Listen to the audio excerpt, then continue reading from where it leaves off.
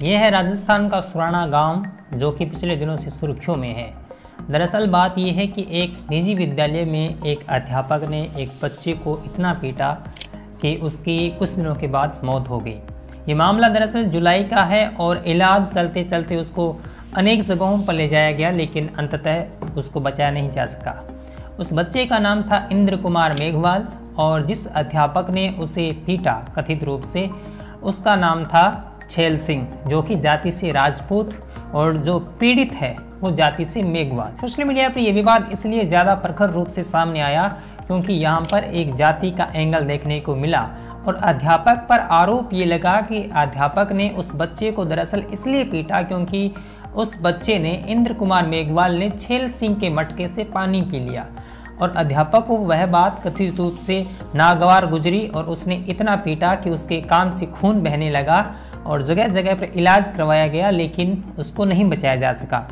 उसके बाद में जालोर ज़िले में इंटरनेट बंद कर दिया गया और ये खबर अब भी सोशल मीडिया पर जनमानस में एक तरीके से फैली हुई है और लोगों में आक्रोश है कि इंद्र कुमार मेघवाल के परिवार को न्याय मिले, उन्हें 50 लाख रुपए मिले, परिवार में 2 नौकरियां मिले और अध्यापक को जेल हो, सलाखों के पीछे हो और विद्यालय की जो मान्यता है उसको रद्द किया जाए। कुल मिलाकर ये खबर हम सब के सामने है, लेकिन इस मामले में 2 एंगल हमारे सामने आ रहे हैं। एक एंगल तो जो मैंने आपको अभी बताया, दूसरा एंगल ये है जो कि वहाँ की ग्राउंड रिपोर्ट्स हमें बता रही है और कई संस्थानों ने वहाँ पर जाकर इस बात की तहकीकात की कि क्या वास्तव में इस मामले में कोई जातीय भेदभाव का मामला है या फिर कोई सामान्य घटना है जहाँ एक दुर्घटना हो गई, जो कि इंद्र कुमार की जो मृत्यु है वो दुखद है। दूसरा एंगल ये है कि इसलिए उसको नहीं मारा गया कि वह नीच जाति का था, बल्कि 2 छात्र आपस में लड़ रहे थे। उस जो लड़ने वाला छात्र है उसका भी बयान सामने आया है। अच्छा, क्या नाम है आपका बेटा? राजेश। राजेश, क्या कुछ हुआ था बेटा? उस दिन हम दोनों झगड़ा कर रहे थे, इस टीचर ने हम आके हम दोनों कान के नीचे एक थप्पड़ दी थी। अच्छा, आपकी भी हुई थी? हाँ। अच्छा, उसके बाद में क्या हुआ था? उसके बाद क्या हुआ? उस बच्चे की तबीयत बिगड़ गई, क्या कुछ हुआ? वो उस दिन के बाद में नहीं आया था। अच्छा, आपको पता चला कि उसकी डेथ हो गई? नहीं। अच्छा, उस दिन किस बात पे झगड़ा हुआ था बेटा? चित्रकला के लिए। चित्रकला के लिए। दोनों को ही एक एक चांटा लगाया छेल सिंह ने, और जबकि इंद्र कुमार पहले से कान की बीमारी से पीड़ित था, उसके कानों में रस्सी आती थी और रुई डालकर वो स्कूल में आता था, लेकिन थप्पड़ मारना हुआ और वह एक तरीके से बीमारी ज़्यादा बढ़ गई। उसका इलाज हुआ और इलाज के दौरान उसकी दुखद मृत्यु हुई। और एक बुजुर्ग ये भी कहता हुआ दिखाई दे रहा है कि दोनों के बीच में समझौता हुआ। वो कभी भी रू डाल के ही रहता था, ताकि ये मामला तो उन्होंने अचानक कान दर्द हो गया और गए डॉक्टर के पास और मारसा के पास पैसा मांगा कि मेरे को 5 लाख रुपया दो। मारसा ने बोला मेरे पास 5 लाख है नहीं। तो 2-3 बच्चे गए इधर लड़ते थे आपस में, इधर गिर गए होंगे, मुझको तो पता नहीं है। तो पैसा दो, मैं आपके ऊपर केस करता हूँ। तो मारसा ने बोले भाई कर ले केस। फिर गांव वाले आपस में बैठ के कि भाई मामला नहीं बढ़े फालतू में, तो 1.5 लाख रुपया उसको दिया। जो इंद्र कुमार के पिता हैं, उन्होंने अध्यापक से 5 लाख रुपए की मांग रखी, लेकिन गांव वालों ने एक पंचायती करके यह कहा कि 5 लाख रुपए तो नहीं दे सकता, लेकिन 1.5 लाख रुपए दे देंगे। तो कथित रूप से उसके पिता ने 1.5 लाख रुपए दिए और उसने कहा कि हम इलाज करवाएंगे और आप पर किसी भी तरह की कोई आपत्ति नहीं आएगी। लेकिन जब हालत बिगड़ गई तो उन्होंने अधिक रुपए की मांग की और ये मामला जातीय एंगल पकड़ गया।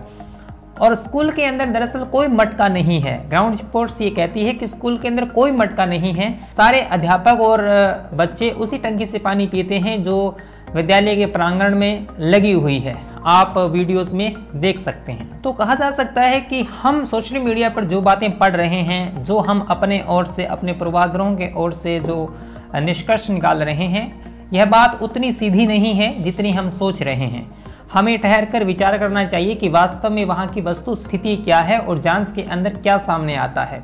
और सर ने मारपीट की या नहीं की, लेकिन जो मटके वाली बात है, ये तो हम इधर ही रहते हैं, सर के साथ में रहते हैं। अच्छा, छेल सिंह के साथ में, और ये भेदभाव नहीं है। अच्छा, 2 महीने से आपने कभी देखा कि मटका अलग था, इस तरीके की बात? मटका वगैरह वगैरह है ही नहीं इस स्कूल में। अच्छा, सिर्फ ये ओहद है और टांके से हम सभी स्टाफ और ये बच्चे सभी वहीं से पानी पीते हैं। अच्छा, आप लोगों का कहना है कि कॉमन जगह है जहाँ पर स्टाफ भी पानी पीता है और बच्चे भी पानी पीते हैं। हाँ, एसपी अनुकृति उज्जैनिया का बयान है कि अलग अलग बातें लोग कह रहे हैं, अभी तक मटके वाली बात का कोई एंगल सामने नहीं आया है, गहरे अनुसंधान की ज़रूरत है। ये वहाँ के एसपी का बयान है। वहाँ के ग्रामीणों का अगर बयान देखें तो भी इसी बात से मिलता जुलता है।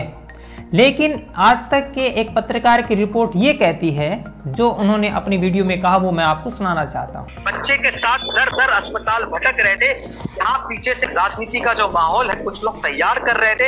एक झूठी कहानी जो है पूरे बाजार में घूम रही है कि साहब बच्चे तो वहाँ पे, वहाँ तो मटका ही नहीं है, वहाँ तो टंकी ही नहीं है। लेकिन ये सच्चाई है कि वहाँ आज भी टीचर के लिए मटका है, वहाँ नहीं अन्य स्कूलों में मटका रखा जाता है। अब मटके को गायब कर दिया गया है। बच्चे की मौत को लोग भूल चुके हैं और कई जो लोग हैं समाज असामाजिक लोग सवाल पूछ रहे हैं कि बच्चे को थप्पड़ पड़ा क्या। तो अगर जब हमने इन्वेस्टिगेट करा तो पता चला कि बच्चे को मार भी पड़ी है। उसके बाद में समझौता भी हुआ है, 1.5 लाख रुपए के अंदर मटके को हटा दिया गया। वहाँ के जो अन्य जाति के लोग थे, जाति के ठेकेदार थे, उन्होंने उन लोगों से कहा, बच्चों से कहा कि अगर कोई भी मीडिया वाले आपके पास आते हैं तो आपको ये बताना है कि नहीं साहब हम खेल रहे थे। और उस खेल कूद के अंदर जो है, इन्होंने ये कहा है कि मटका था, पानी पिया था और उसी तरह से उसको मारा था। लेकिन जब मामला बिगड़ता दिखाई दिया और लगा कि ये मामला तूल पकड़ सकता है, तो उच्च जाति के संप्रदाय ने कोशिश की कि उस मटके वाली बात को दबा दिया जाए, मटका वहाँ से हटा दिया जाए और वहाँ के जो बच्चे हैं, अन्य बच्चे हैं, उनको सिखा दिया जाए कि आपको ये बातें बोलनी हैं और टंकी को सामने कर दिया जाए कि स्कूल के अंदर दरअसल एक ही टंकी है, वहीं से सारे पानी पीते हैं। एक पक्ष ये भी है कि मटके वाली बात को गायब करने के लिए स्कूल से मटका गायब कर दिया गया। दूसरी बात यह है कि मटका स्कूल में है ही नहीं। तो अनेक बयान हैं, अनेक राय हैं, अनेक परिप्रेक्ष्य हैं। लेकिन आप जानते हैं कि स्वर्ण और दलित का जो ये द्वैत बन रहा है, इसमें राजनीति है, इसके अंदर वोट बैंक है और नेता वहां पर जाकर दरअसल इसी को साध रहे हैं। लेकिन हम एज ए नागरिक इस मामले को किसी भी तरीके से न लेकर जांच तक हम अगर कोशिश करें कि अपनी अंतिम राय न बनाएं, क्या हुआ है इस बात को समझना ज़रूरी है। और इन तमाम बातों को कहते हुए मैं ये बात भी नहीं नकारता कि इस देश के अंदर जातिवाद नहीं है या जाति के नाम पर उत्पीड़न नहीं होता है। और दक्षिणी राजस्थान में तो यह उत्कर्ष तक है, इतना ज़्यादा है कि हम लोग भी फेस कराएं। वहाँ पर आपको कमरा नहीं मिलेगा अगर आपने अपनी जाति का उल्लेख कर दिया, आपको वहाँ पर पानी नहीं पिलाया जाएगा। वहाँ पर ये सच्चाइयाँ हैं, इस बात से तो मुंह नहीं मोड़ा जा सकता। लेकिन हम इसी घटना की बात करें तो इसके अंदर अनेक तथ्य निकल कर आ रहे हैं। अब मैं आपको कुछ आंकड़े बताता हूँ, उस स्कूल की बुनियादी जो वस्तु स्थिति है वो बताता हूँ कि दरअसल वहाँ पर कितने अध्यापक दलित समुदाय से हैं, कितने अध्यापक कथित रूप से स्वर्ण है।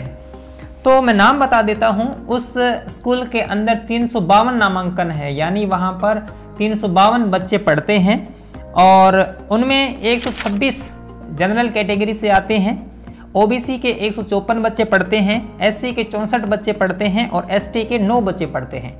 इन 352 बच्चों पर 8 अध्यापक हैं, जिनमें 5 अध्यापक दलित समुदाय से हैं। उनके मैं नाम भी आपको बता देता हूं। अशोक जिनगर, घटाराम मेघवाल, गणाराम मेघवाल, अजमल भील और मावा राम भील, ये 5 दलित हैं। शेतानाराम प्रजापत, ये ओबीसी से आते हैं। छेल सिंह और आयदान, ये जनरल कैटेगरी के हैं। तो कुल मिलाकर ये जब हम आंकड़े देखें और अध्यापक देखें और अध्यापकों के बयान सुने, जो मेघवाल खुद हैं वो ये कह रहे हैं कि ऐसा कुछ नहीं है जो सोशल मीडिया पर प्रसारित किया जा रहा है।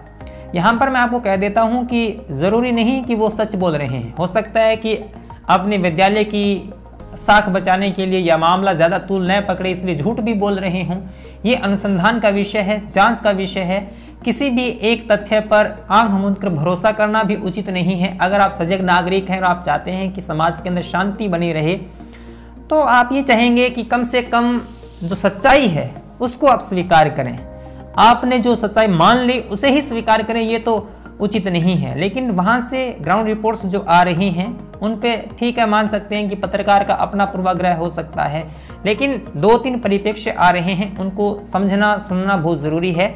और वहाँ का जो प्रशासन कह रहा है कि अभी तक मटके की कोई पुख्ता समझ नहीं मिली है, अनुसंधान की ज़रूरत है, वो हम कर रहे हैं। तो कुल मिलाकर जो अलग अलग बयान सुनने को मिल रहे हैं, इससे असमंजस पैदा होता है।